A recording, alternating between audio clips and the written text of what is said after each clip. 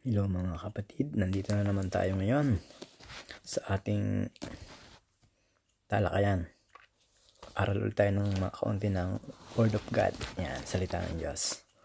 Bago yan, manalangin muna tayo. Hingi tayo ng gabay. Okay. Yes Lord, hallelujah Panginoon. Maraming salamat sa oras na ito Panginoon. Kami nandito na naman sa inyong harapan upang makinig at pag-aralan ang inyong salita Panginoon. Lord God, hallelujah, sa pangalan ni Jesucristo na aking Panginoon at tagapagligtas. Tayong salita niyo lamang ang magmutawi sa aking mga labi upang maihayag ng maayos ang inyong salita, Panginoon, at maunawaan ng bawat isang makakapakinig nito, Panginoon. At Lord, tinudulog po sa inyo ang buhay ng bawat isa, lalo-lalo na yung mga taong frontliner, Panginoon, na nangunguna sa kalsada, Panginoon, na umaalalay upang hindi lumalang ang sakit na COVID, Panginoon. At sa mga doktor, at sa mga nurse, at sa lahat ng mga kapront, Panginoon. At sana makiisa ang bawat isa, Panginoon, na upang hindi na lalong lumaganap ito. At ingatan niyo ang buhay ng bawat isa, Panginoon, maging ang pamilya ng bawat isa sa amin, Panginoon. Lord, salamat. At sa iyo ang papurit, pasalamat, dakilang pagsamba. Sa pangalan ni Jesucristo namin, Panginoon, at tagapagligtas. Amen. Yeah. Pag-aralan natin yung miracle o himala. Sabi nga, di ba, sa Biblia, ano ba ang pinakamalaking himala na ginawa ng Diyos? Mga kaibigan, mga kapatid. Ang pinakamalaking himalang ginawa ng Panginoon sa atin ay ang pagkalikha ng sanlibutan. Nilikha ang sanlibutan mula sa wala. Ito ang pinakauna at pinakamalaking himalang ginawa ng Diyos, ang paglikha.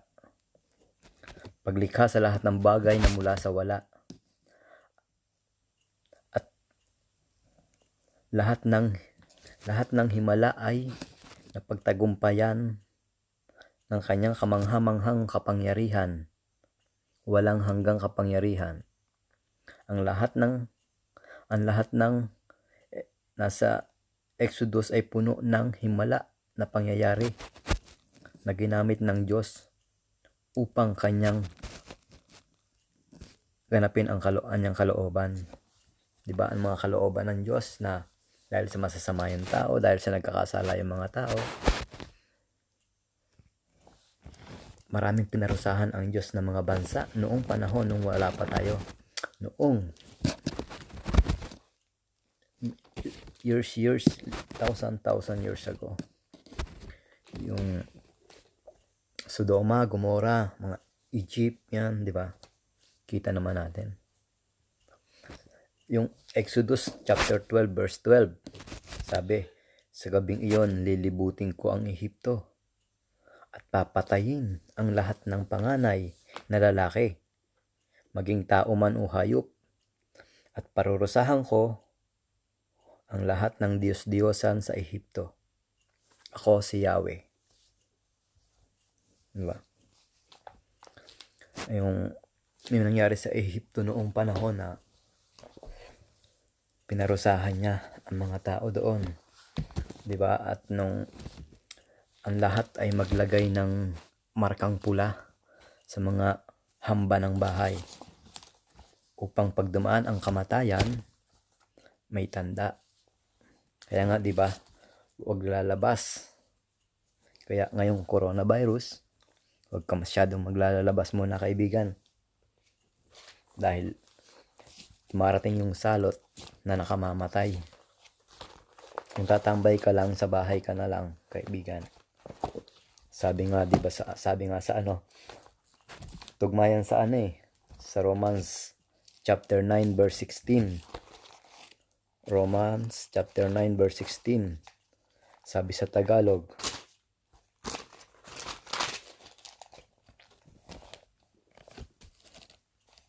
kaya't ang pasya ng Diyos ay nasasalig sa kanyang habag at hindi sa kalooban o pagsisikap ng tao. Yun.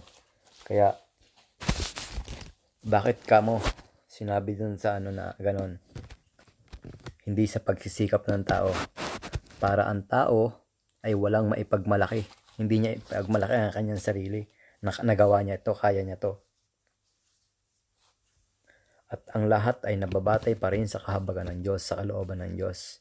Ang pasya ay sa Diyos pa rin. Walang gawa ang makakapagligtas sa sarili natin. Nasa Biblia po yan. Nasa pasya pa rin ng Diyos. Kung kakahabagan ba tayo o karapat-dapat ba tayong kahabagan? Nararapat nga ba ang habag ng Diyos para sa iyo, para sa akin, para sa lahat? Diba? Sabi nga sa Psalms o chapter 78, ayun ang ano yan sa chapter 78 ay isang kabanata ng maraming himala ng mga nagpapaalala sa Israelita. Pag nabasa niyo po ang chapter ng awit, chapter 78 o Psalms chapter 78,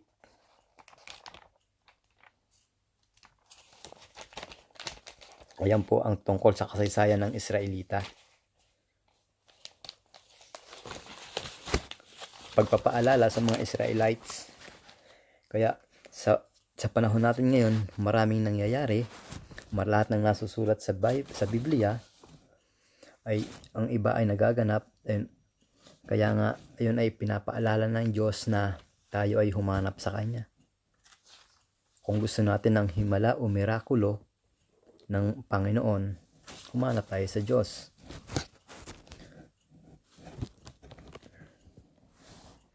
Sa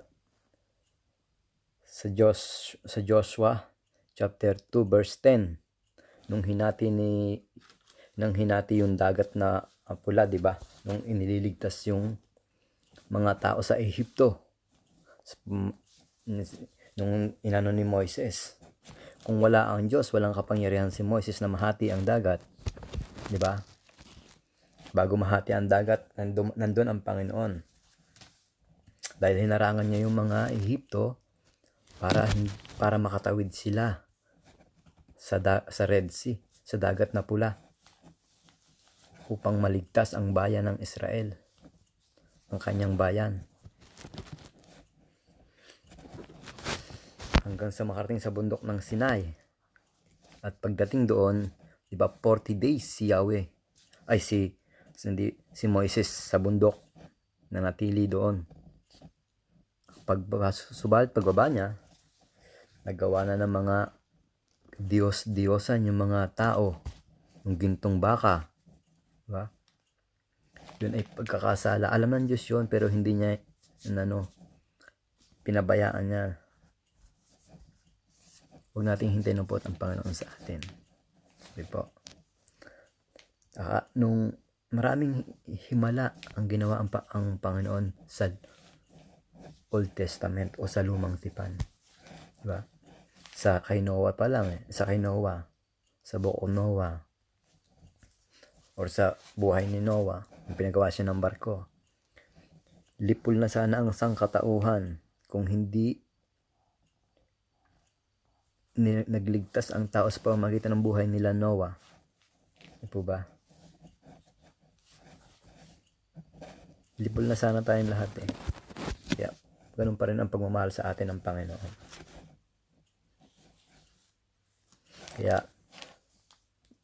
Pero kay Adam pa rin tayo nagmula sa lahat. Dahil kung wala yon sila, wala rin tayo. Kung wala yung Diyos, walang tao. Diba?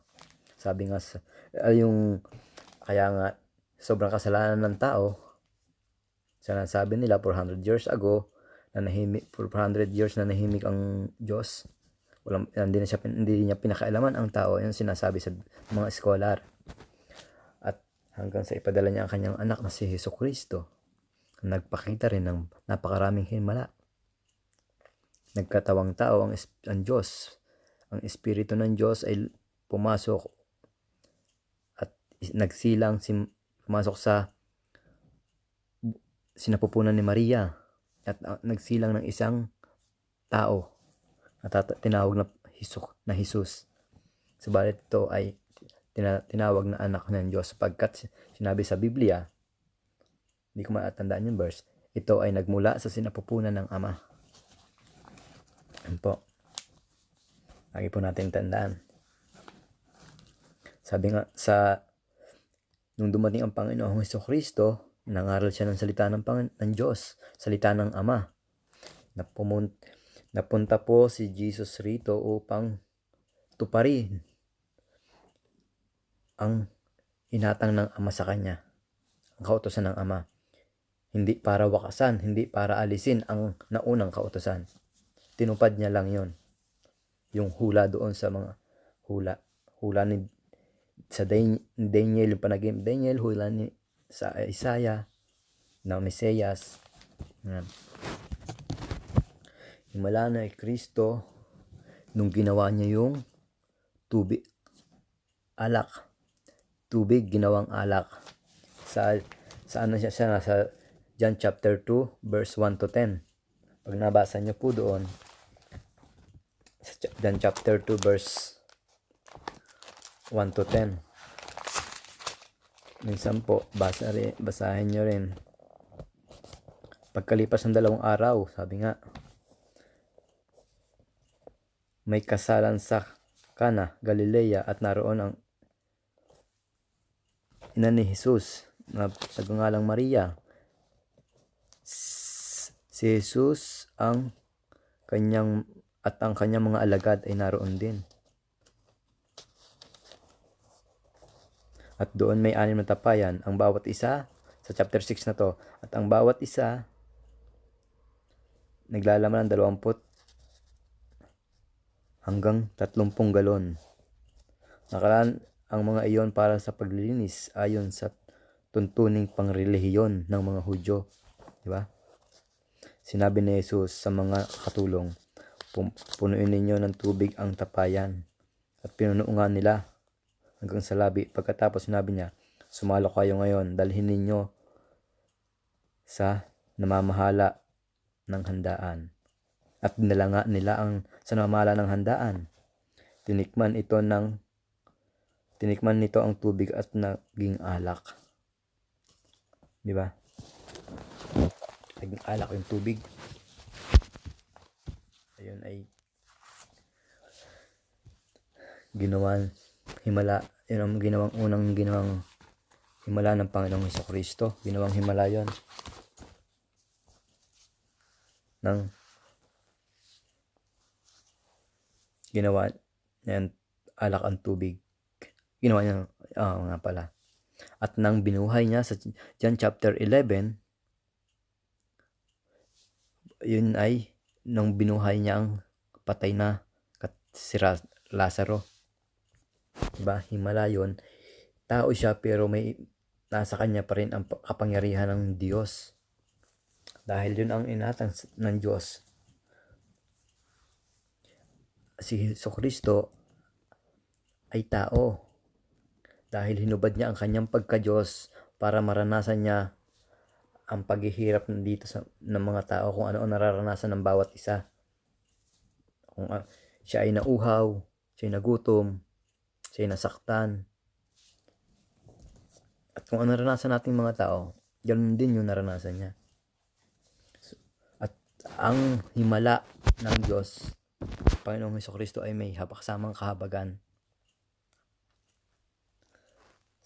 Pagdating sabi nga sa Mateo chapter 14 verse 14, pagdating ng Panginoong Hesukristo sa dalampasigan, nakita niya ang napakaraming tao. Nahabag siya sa kanila at pinagaling niya ang may mga sakit, ang may dalang mga sakit. Diba? Nahabag siya. Naawa siya. Nahabag ang kanyang puso. Pinagaling niya yung may mga sakit. Naghimala siya. Miracle pa rin yun. Kaya sa panahon natin ngayon, sa koronang ito, dinadanas natin, kung tayo ay nananalangin na may pananampalataya na nagmumula sa ating puso at tinanggap natin si Jesucristo na Panginoon at tagapagligtas, tayo manalangin at lumapit sa Kanya. Manalangin tayo sa Diyos Ama sa Espiritu at katotohanan sa pangalan ni Jesucristo. Yun po ang sinasabi sa Biblia. Sabi nga sa Matthew chapter 14 verse 25, isang himala pa rin ang Panginoon nang maglakad siya sa tubig. Di ba? Yan, nakikita na ang pagiging pagka-Diyos niya. Ngunit si Pedro, nakalakad din sa tubig, subalit maliit siya natakot at maliit ang kanyang pananampalataya, kaya siya lumubog sa tubig. Di ba? Kung tayo sa panahon natin yan, hindi rin tayo dadapuan ng sakit. Kung may karamdaman man tayo, lumapit tayo sa Panginoon at tayo kanyang ililigtas. Hindi man sa merong miracle o himalang gagawin ang Diyos sa iyo, hindi man diretso sa iyo na himala, kaya meron namang gagamitin ang tao, ang Diyos na tao upang ikaw ay maging maayos. Ganun po yon. Hiling, kung tayo mananalangin, hiling natin, Lord, kung ano ang nararapat para sa akin. Kung ano ang gusto mo para sa aking kagalingan.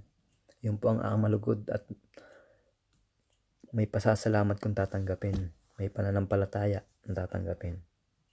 Huwag kang humiling ng kung ano-ano na hindi naman ibibigay ng Diyos. At saka walang himalang tatama sa loto, mga kaibigan. Humiling ka sa Diyos, nanalangin ka, tumama ka sa loto. Yan, sugal yon, hindi bibigay ni Lord sa atin yon.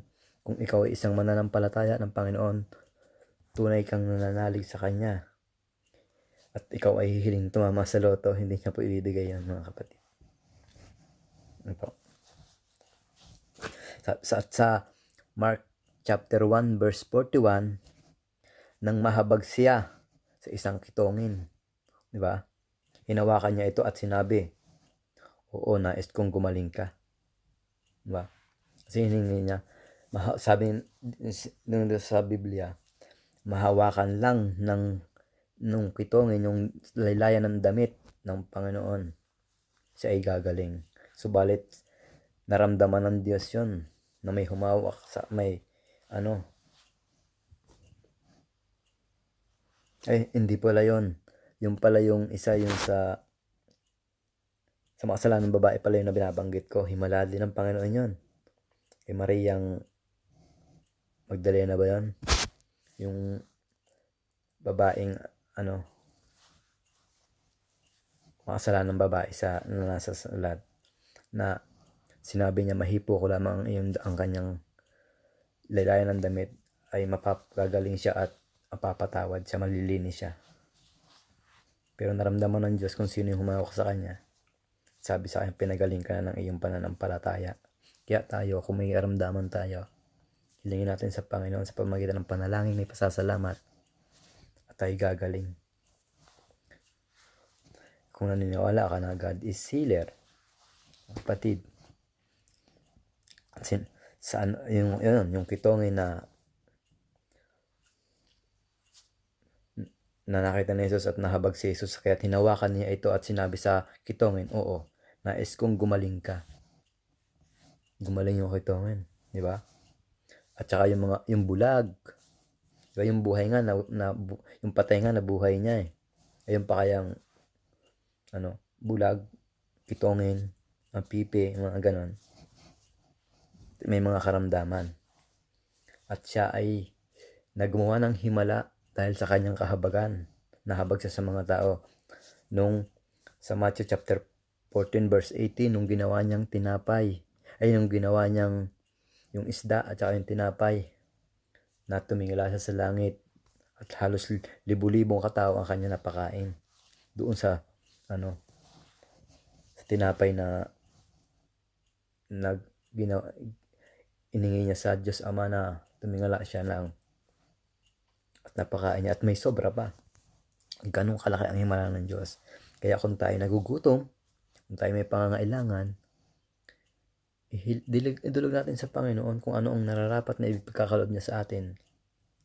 Pero dapat yung tama ang pananalangin natin. Huwag natin yung pananalangin ulit. Huwag tayo manalangin nung tumama ka sa wedding, tumama ka sa ending, tumama tayo sa loto, mga ganun. Sugal yun eh. Hindi pagkakaloob ng Diyos sa atin yun. At doon nga sa Matthew, nung yung kahabagan ng Diyos, yung tinapay at yung isda, yung dumami, napakain lahat ng tao. At maraming humanap kay Hesukristo. Hinanap ng mga tao si Jesus Christ kinabukasan. At bakit siya hinanap? Para saan? Sabi, bakit siya hinanap ng mga tao? Para saan? May sagot ang Panginoong Jesus Christ dyan.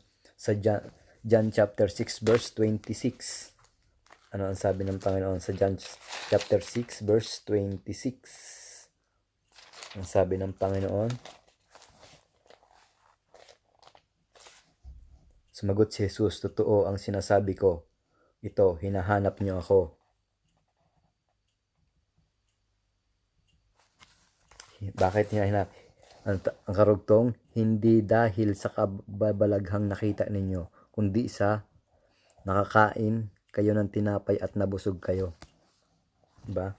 Kaya hinanap ng mga tao si Jesus Christ nun dahil hindi sa kababalaghan, hindi sa mirakulong ginawa niya, kundi doon sa pagkain lang na ay mali yun. Dapat kung hahanap tayo kay Jesus Christ, buo, hindi lang dun sa pagkain na binigay sa atin. Dapat naniniwala tayo dun sa lahat ng himalang ginagawa niya bilang tao na hindi niya na hinubad niya yung pagka-Diyos niya, pero hindi nawala yun dahil nandiyan ang Diyos Ama sa langit na nagumagabay sa kanya at na para matupad niya yung kanyang dapat tuparin at ganapin. Diba? Hindi, sayang nga sinabi, hindi lamang sa tinapay nabubuhay ang tao, kundi sa salita ng Diyos. Hindi rin sa mga gamot nabubuhay ang gumagaling ang tao, kundi sa salita rin ng Panginoong Hesukristo. At saka kung ikaw ay may sakit na karamdaman, kung hindi ka naman gagaling kung hindi ka looban ng Diyos may purpose pa ang Panginoon sa iyo. Dahil ang himalang yan, ang kagalingan ay naranasan ko yan, ang pagpapala ng Panginoon ay nararanasan ko hanggang ngayon. At hindi man ako karapat dapat nakahabagan ng Diyos, subalit ito'y nararanasan ko at pinagkalooban niya ako. Halimbawa na lang ng hindi ko talaga gusto makarating dito sa Norway. Dahil may trabaho nga ako sa Saudi noon. Sabi ko nga ayoko sa Norway. Pero nakarating ako dito. Hanggang sa bumalik ko na akong Pinas. Tapos akala ko hindi na makakapunta rito. Sabi ko ayoko, malamig. Pero ang kalooban ng Diyos, makarating talaga ako dito. At may ginamit siya para makarating ako dito. Si Mrs. Yan. Yun ang ginamit niya para makarating ako dito. At hindi niya hinayaang mag-stay ako sa Pilipinas sapagkat baka hindi maging maganda ang takbo ng buhay ko at alam ng Diyos kung saan dapat ang iyong kalagyan. Kung bakit kaya hinayaan niyang huwag mag-stay sa Pilipinas at hinilak talaga ng Panginoon para malayo sa bansang iyon. Pagdating ko nga dito, tuloy ako sa pananampalataya, sa pananalig sa Diyos hanggang pumasok ako sa ministry, hanggang sa music ministry ng church namin, sa Jesus is Lord. At yun, hanggang sa nagbigyan ako ng pagkataon makapagturo sa prayer meeting at tinanggap ko yun. At ito, pag umatin ako ng church, nag-accept lang ako ng nag-join ako sa ministry. Wala pa akong 1 year dito, nagkaroon ako ng work. Yun ay isang napakalaking oportunidad at pagpapala ng Diyos sa buhay ko. Dahil wala pa akong 1 taon dito, hindi ako natututo pa ng Norwegian na salita. Nabigyan ako ng trabaho sa pamagitan ng isang kapatiran na sinabi may hiring doon, kung gusto punta ka doon. At kausapin mo lang. At pagdating ko doon, wala akong ginawang biodata, walang akong ano-ano. Walang sedula, walang ganun. Nag-usap lang kami ng boss, English. Tapos, kung willing daw ako, okay, yes, I'm willing. Willing lang ako. Oh, tapos, pinakita niya yung site, yung kanto, ganyan. Yan yung trabaho. Tapos, sabihin sa'yo, kailan mo gusto magsimula? Bukas o next week na lang. Sabi ko, pwede bang next week na lang? Ako pa ang humiling na susunod na linggo na lang ako magtrabaho. Pumayag naman. At ang ginawa niya, yun, bumili kami ng uniform para sa pagpasok ko ng Lunes ng next week, may susuot na ako. At ito ang kagandahan doon. Pagtrabaho ko doon, hindi ako doon sa kumpanya na yun, at doon ako nagtrabaho sa isang kampanya sa Smith Stall yun. Doon ako nagtrabaho, isang kumpanya dito. At yun ay nagtrabaho ako nung 3 months muna doon. 3 months ako doon. Nagtrabaho ng taga-repack ako, taga-balot ako nung iniwahiwang mga yero na kung iba-ibang size, iba-ibang kapal. Ako yung nagbabalot noon. Hanggang sa 3 months na sa kagandahang loob ng Diyos, nakita yung ating pagpupursige at pagmamahal sa Panginoon. After 3 months, yan, na-regular ako. Napakasarap, napakaharap sa pakiramdam at napagkaroon ka ng trabaho. Yun ang kahit hindi ako marunong mag-nurse noon, nabigyan ako ng pagkakataon. At after ko maipasa yun, makapirma ng kontrata, February 2, 2017, 2017, February 2,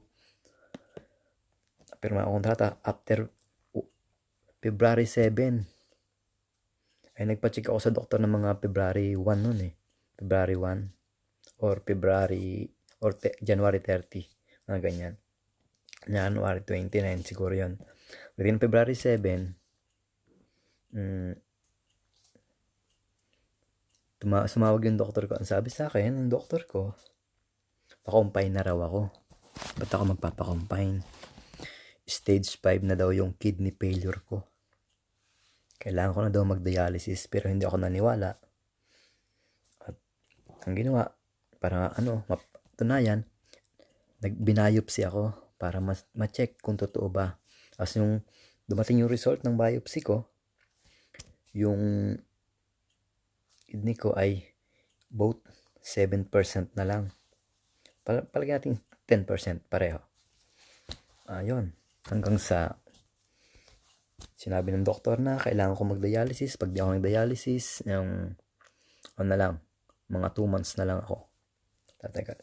Pero hindi ako naniniwala dahil may Panginoon sa buhay ko. Naniniwala ako sa kabutihan ng Panginoon na pinagkaloob na nandyan para sa mananampalataya na kanyang mga anak. Kaya patuloy ako sa pananalig sa Diyos. Hindi ako humiling ng kung ano-ano. Sinabi ko, Lord, kung ano kagalingan na pagkakaloob mo sa akin, yun ang tatanggapin ko.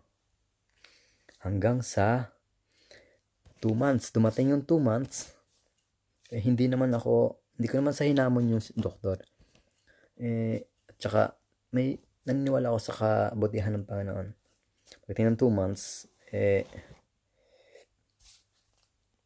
nag-decide ako mag-dialysis kasi yung lagi ako nasa check up, lagi ako nasa doktor. Yan. Nag-dialysis ako. Ang kagandahan nun, yung dialysis niyan ay hindi ako sa ospital. Ang ginawa sa akin dito, nilagyan sa tiyan ako hindi ako yung dugo, hindi ako hemo. PD dialysis, peritoneal dialysis. Sa tubig yung naguhugas sa buong katawan ko. Mahigit 6 na litro yun. 6-5. Tubig pumapasok sa buong katawan ko yan. 8 hours yun. Hanggang sa nililinis yung dugo ko. Ay yung katawan ko, nililinis ng tubig. Nalaki yan. Tapos ilalabas ng machine. Masakit talaga sa una. Hanggang sa gabi na sana yun. Tulog ako, umaandar yung machine ko, nagda-dialysis. Ang kagandahan nun, yung machine galing sa ospital, pinadala dito sa bahay para dito ako mag-dialysis. Para nagpapahinga lang ako. At pinagaling ko muna ng yung opera ko dito kasi pinasukan ng hose yan dito sa loob ng tiyan ko. O parang doon at may nakalabas na hose. O parang nandun. At ako na rin yung nagkakabit dito sa bahay. Tinuruan ako ng nurse doon kung paano magkabit, paano magtanggal, paano yung proseso ng pag-dialysis. Kaya tingin ko dito, ako na lang nagkakabit mag-isa. Habang natutulog ako, umaandar yung motor, 8 hours siya. Pagdating ng 8 hours, finish na siya. After nun, 6 months ako nag-dialysis. 6 months akong merong andito. Mga after nun, gumaling siya mga ilang buwan, nag-work ako. Nag-dialysis ako sa gabi, nag-work ako sa umaga. Ganun po. Pero hindi ako tinanggal sa trabaho kasi ang sinabi ng boss ko, importante ang buhay kaysa trabaho. Ang trabaho nandyan lang. Ang buhay, minsan lang yan.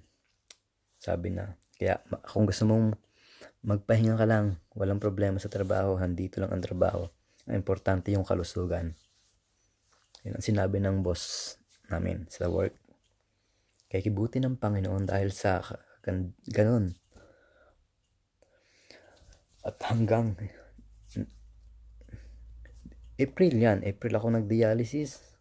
4 months ako nag-dialysis pero bali 8 months ko dinanas itong kidney failure ko. 8 months lahat totally.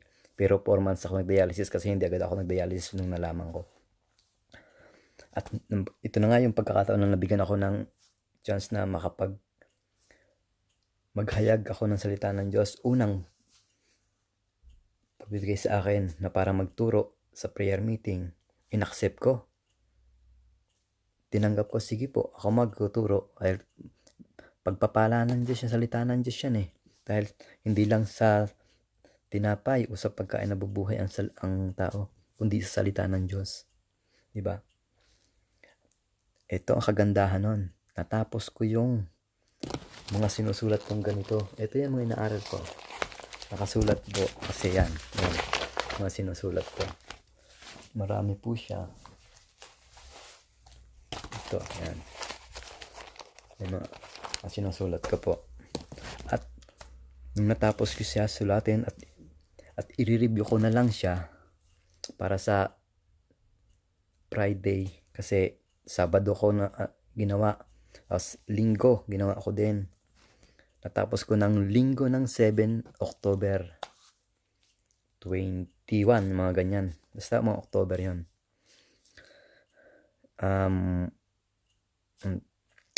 October, mga ganon.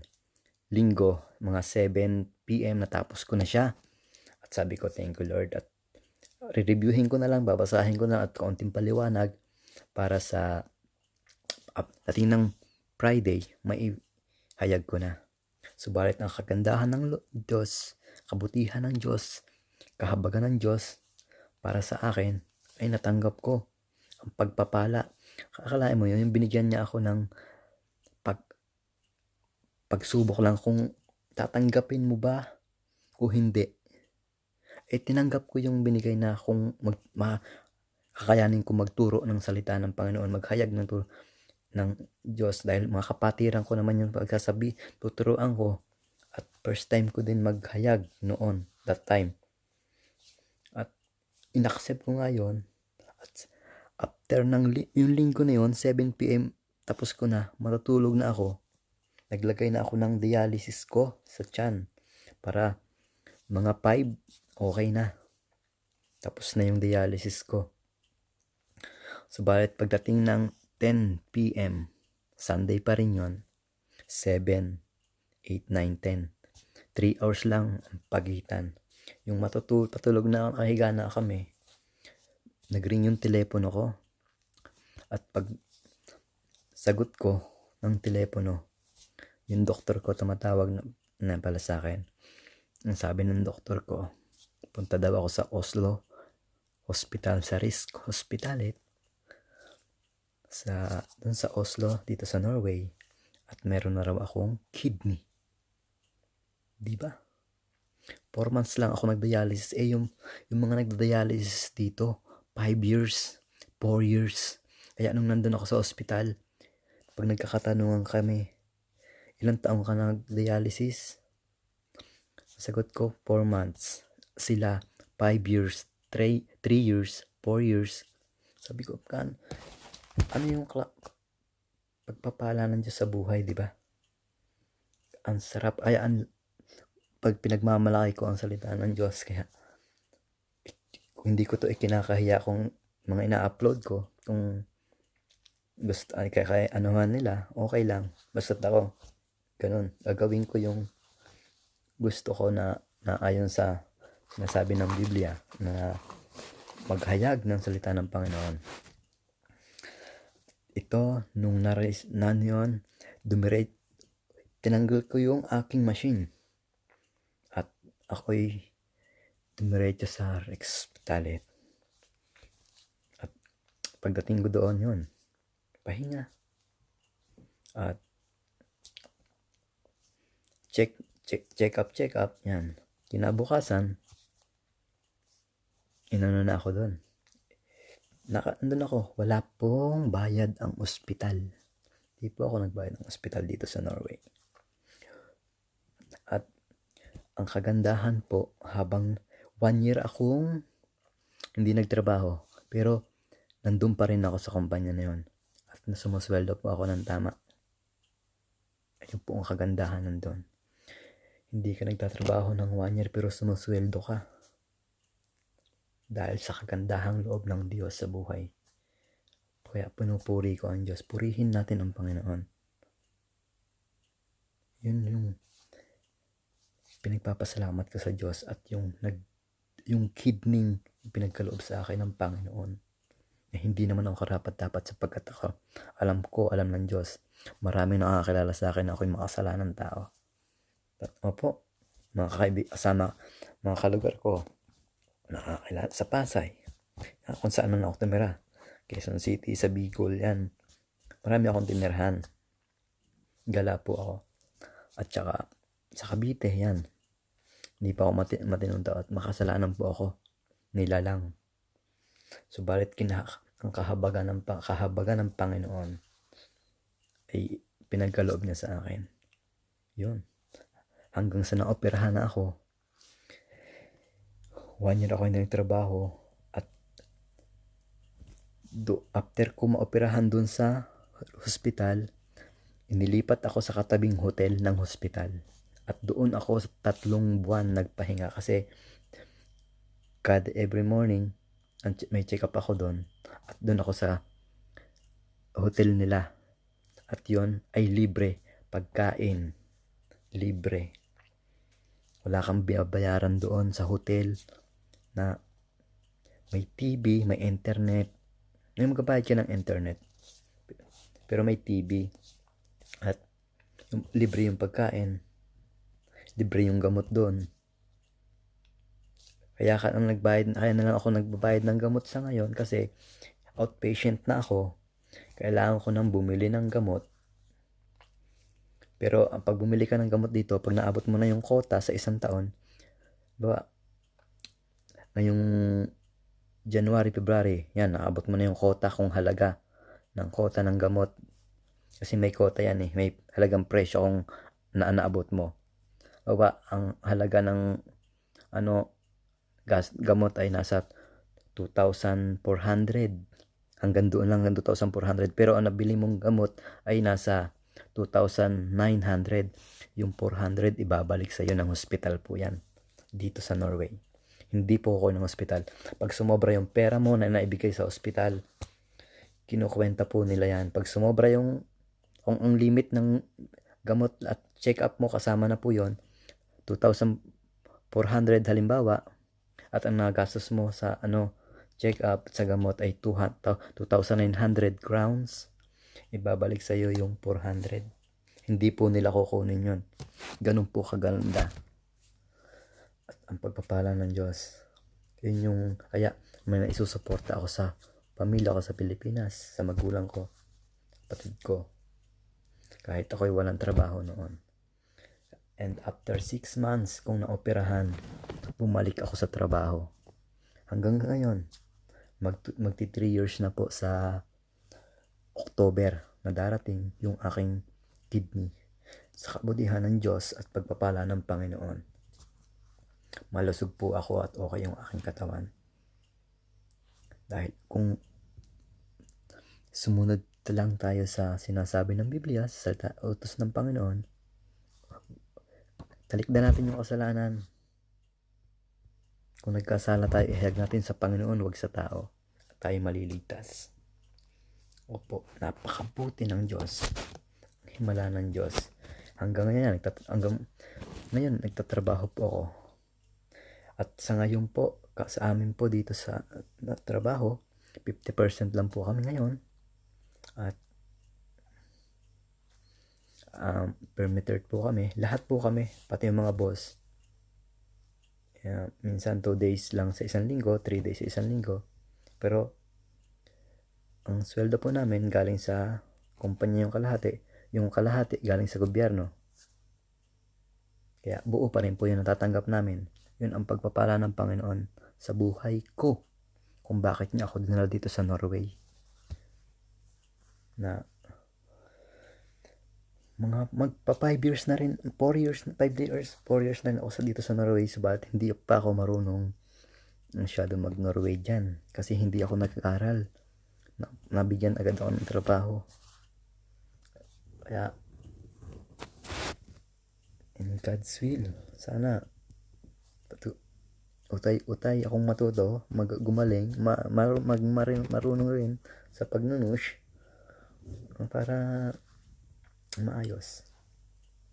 At ang pagpapala, itong lahat ng kung ano man meron ako, kung ano man nasa akin, ay pagpapala ko sa Panginoon. Lalo na yung kidney na pinagkaloob sa akin. Magkano ba ang kidney? Kung sabi nga nila, kung nasa Pilipinas ako, baka pati kapitbahay ko, isang lako. Biro lang po. Baka mahirap na. Yung stage 5 kidney failure, 10% nagpa-function yung 2 kidney mo. Paano pa? Tatagal, di ba? Kaya ingatan po natin ang ating katawan. Iwas sa pain reliever, iwas sa maalat, iwas sa whey protein, yung nag-gym. Malakas po yan. Iwas sa mga iskilan, mga ganyan. Iwas po tayo, iwas pain reliever na iniinom. Nakakasira po sa kidney yan. Maganda, huwag mong iwasan yung salita ng Diyos na nasusulat sa Biblia. At yan po ang tunay. Ngayon, coronavirus, kung may Diyos sa buhay mo, maglakad ka man ng walang mask. At lagi lang nasa puso mo at isipan mo ang Panginoon na siya'y kasama mo. At maging sumunod lang tayo kung ano ang nais niya. Nandun yung kaligtasan natin. Importante po, mas malakas ang buhay espiritual kaysa buhay na pisikal. Kung makikita niyo dyan ko, wala na akong appendix.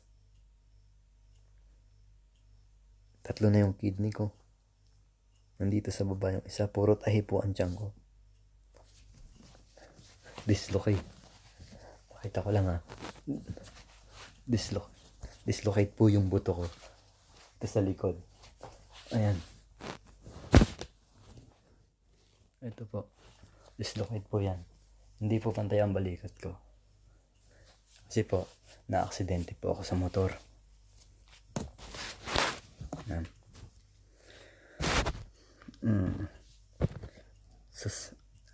Every 2 years po ako dating na ospital. Una po, sa appendix po, sa Cavite. Hospital po ako niyan. Alam ba kung magkano ginastos ko? 500. Salamat nga pala yung mga mabubuting politiko pa noon sa Pasay. kina Cuneta, kina Pablo Cuneta, yung ibang mga politiko dyan na mababait, na namimigay, nagkakaloob ng libreng gamot. Yan, ganun yun. Salamat din sa kanila at salamat sa Pasay General Hospital. 500 lang yung binayaran ko po. Kasi unang tinakbuhan ko noon, dinala ako sa PGH ng Maynila, hindi ako tinanggap. Priority nila yung nasaksak at nabaril. Sabi nga, barilin na lang nila ako eh. Huwag niyo pong pansinin yung ngipin ko, ganyan talaga may itim. At nilipat ako sa ospital ng Maynila, Osmon. Sa ospital ng Maynila. Hindi, Osmon pala, ospital ng Muntinlupa yon. Dito sa may Quirino, ospital ng Maynila, yan lang. Ma-operahan ako pero pang siyam ako, i-acute na yung appendix ko. Kaya nag-decide ako, padala ako sa Pasay General yun. Pagdating ko sa Pasay General Hospital, total taga Pasay naman ako, ID voters ko naman sa Pasay. Yun. Pag ng doktor, yun. Na-operahan agad ako. Kasi akit na raw ako. Pinagkaloon. Salamat sa sa doktor doon. Nakaraos ako. After 2 years, nag-Saudi ako. Pagdating doon ng 2011, 2012, na-aksidente na naman ako. Aksidente po ako. Hindi po alam ng pamilya ko, hindi alam ng mga nakakaalam lang po sa trabaho ko. Yan. Tsaka ito si Mrs. nung hindi pa kami yan eh. Yan, yun po. Pero may sweldo rin po ako doon. Pero hindi ako pinabayaan ng Panginoon. Yung aksidente ko, yun yung unang attend ko ng church, ng Born Again Christian Church. Munti ko nang sisiyan ng Panginoon. Sabi ko, nilikos ko na, umatay na nga ako, nagganto na nga ako. Inisip ko na lang pagsubok ng Diyos. Tinitesting niya, sinusubok niya kung hihinto ako sa pinasok kong bagong landas. Hindi ako minto. Tinuloy ko kasi nandun na eh. Kaya pinupuntahan ako yung panalangin din na ginagawa dito na papanalangin ka ng puno ng iglesia, ng sambahan, panalangin, may pasasalamat, pananampalataya. Ayun po. Hanggang sa dumating na naman ako, bumalik na ako Pilipinas, na aksidente na naman po ako doon. Ito nga po yung sa likod, ito po nga po yun. Hindi ko na po napag-ayos to kasi pinareisyohan ako ng 60,000 ng Lasal. Sa MCE, dyan sa Dasma. Sabi ko paano na lang pa-dislocate. Ang sabi niya, hindi niya rin ginawa. Pera sila. Kaya kung nakakalungkot lang yun. Kaya napabayaan yun. Hanggang sa dumating ako sa Norway, yun. Dito na nga yung kidney. At salamat sa Lord at ngayon pinagkalooban niya at tuloy-tuloy ang pananalangin at wala akong sakit at karamdaman na naranasan. Salamat sa Panginoon sa kanyang kahabagan. Ayun po ang akin, yung himala ng Diyos sa kidney ko. Tinaningan ako ng doktor na maybe 2 months ka na lang. Pero hindi ako naniwala dahil may Diyos sa buhay mo, sa buhay ko. God is good, God is Savior, God is Healer. Jesus Christ is Lord and Savior. Kaya yun po, napakaraming testimony, napakasarap. Gusto ko, hindi po ako mabuting tao. Kung ano yung past nakaraan ko, hindi po ako mabuting tao. Subalit nahanap ko ang Diyos, nahanap ako ng Diyos at napatawad niya ako sa aking mga kasalanan. Kaya ginagawa ko pa rin kung ano yung nararapat para hindi mawala yung kaligtasan na sinasabi sa Biblia. Ayoko mawala yung sinasabing kaligtasan at kailangan kong palakasin ang buhay espiritual kahit ang buhay, ang physical ko na pangangatawan ay may mga kulang. Ang buhay espiritual ko ay kumpleto at gusto kong itong mapalakas para sa paningin ng Diyos, kalugod-lugod sa mata ng Diyos at masiyahan ang Panginoon. at maibigay ko kung ano yung pinagkaloob niya sa akin. Worship God. Worship to the Lord in the name of Jesus Christ. Okay po. Ayun po. Continue ko lang po ito. Ang lahat ng himala na ay may layunin upang patunayan na katulad ng Diyos at siya ang may ganap na pamahalaan ang lahat ng kanyang nilikha. Yan. Ang Diyos ang may ganap, siya pamahalaan kanyang lahat ng nilikhang tao. Siya talaga. Pero yung mga nilikha ng Diyos na pinamahala sa atin. Pero tayo, ang Diyos pa rin ang may hariin ng buhay natin. Walang anumang bagay sa ating mga buhay kahit gaano man kahirap ang hindi niya kayang pamahalaan sa buhay natin. Nais ng Diyos magtiwala tayo sa Kanya. Sa Kanyang mga ginawa na mga himala at sa ating buhay na ginawa niya. Kung may nagawa ang Diyos sa iyo, kasi tayo sa panahon natin ngayon, pag wala tayong nararamdaman, wala tayong problema, wala ang Diyos, walang humahanap sa Diyos. Pero ngayon sa panahon natin ngayon, sa koronang ito, lahat humahanap sa Diyos. Lahat puro Lord Jesus, Lord, Lord, Lord. Pero may sinabi ang Diyos sa Biblia. Kung mababasa niyo ang Biblia, sasabihin na nakalagay doon, sino ka, hindi kita kilala. Marami ang tumatawag na Panginoon, Panginoon. Pero kung hindi tayo kilala ng Diyos, diba?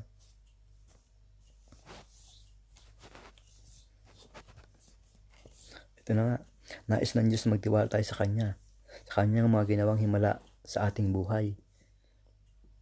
Kung hindi totoong naganap ang mga himalang ito na nasusulat sa Biblia, paano natin pagtitiwalaan ang itinuturo sa atin ng Biblia?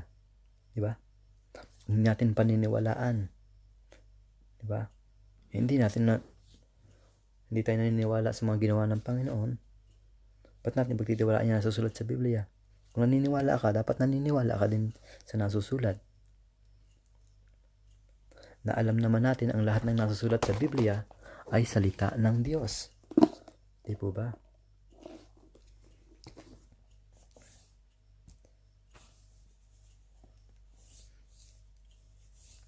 Paano natin pagtitiwalaan ang mabuting balita ng buhay ng walang hanggan sa pamamagitan ni Jesucristo kung hindi tayo naniniwala sa nasusulat sa Biblia? Diba?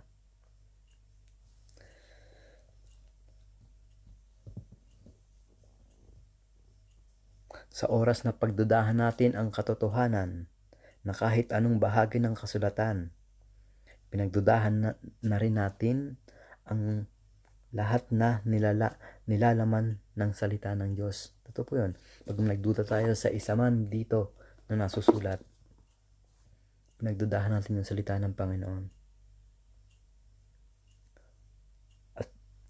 At binuksan natin at kapag hindi natin pinaniwalaan doon, itong nasusulat dito, hindi natin pinaniwalaan yung salita ng Diyos sapagkat sinasabi sa Biblia, ang Diyos ay Espiritu, ay ang salita, at ang salita ay ang Diyos.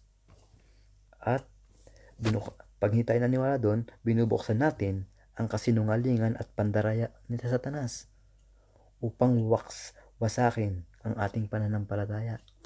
Kaya pag nag-aalinlangan tayo, mapasok sa isipan natin si Satanas. Bumubulong siya, huwag kang maniwala, huwag kang maniwala. Kaya dapat nating basahin ang Biblia, unawain, literal na pamaraan man, kasama ang lahat ng mga himala.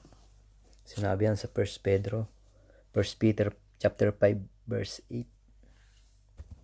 Kaya ang himala ay dapat natin pasalamatan ang Diyos Amang, ating Panginoon, sa pamamagitan ni Jesucristo. Dahil sa laki ng habag niya sa atin, tayo binigyan niya ng isang panibagong buhay sa pamamagitan ng muling pagkabuhay ni Jesucristo.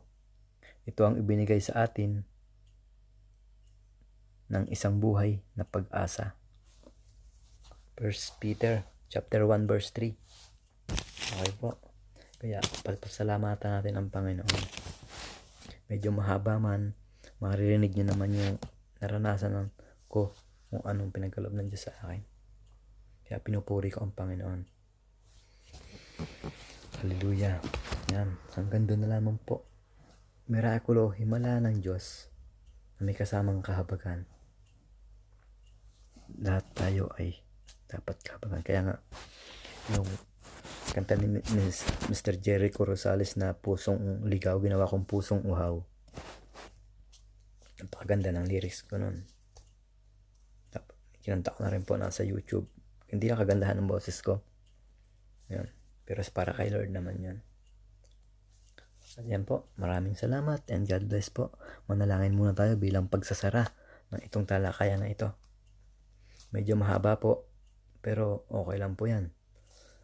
Okay. Sa kabutihan, si Lord naman yung gumagawa ng himala. Okay po. Yes, O Lord God, hallelujah Lord, maraming salamat sa oras na ito at nakapaghayag ako ng inyong salita, Panginoon, at naihayag ko yung ginawa mo ginawa mo sa aking buhay, Panginoon, na i-share ko po. Lord, salamat po. Wala akong maibabalik sa inyo kundi kayo ay purihin at pasalamatan, Panginoon. Lord, idinudulog ko rin po sa inyo ulit ang mga frontliner na nangunguna sa bawat lugar sa bansang Pilipinas o sa anong bansa dito sa mundo, Panginoon, na may pananalig, may pananampalataya, Panginoon. Hallelujah. Lord, ikaw na po ang bahala sa kanilang mga buhay. Proteksyonan na po at ingatan sila, Panginoon. Kayo na rin po ang pamilya ng bawat isa sa amin, Panginoon. Hallelujah, Lord Jesus. Lord, na po ay humanap ang bawat isa, Panginoon, at magpuri sa inyong Panginoon sa pangalan ni Jesucristo na aming manggagamot at Panginoon. At lahat ng may sakit at karamdaman sa ngayon, Panginoon, dahil sa dulot ng coronavirus na ito, ikaw na po ang bahala sa kanila, Panginoon. Hallelujah. Ikaw po ang the best healer. At ikaw ang doktor, Panginoon. Nandito ang reseta mo. At ikaw ang manggagamot, Panginoon. At salamat po, Panginoon, muli sa pagpapala sa aking buhay, Panginoon. Hallelujah. Lord, wala akong ibabalik ulit sa iyo, kundi kayo purihin at dakilain. Tanging pangalan mo lamang ang aking itinataas sa pangalan ni Jesucristo na aming Panginoon at tagapagligtas. Amen and amen. Ayan po. Salamat po and God bless. And good night po. Tulog na rin ako. Pasok pa ako bukas.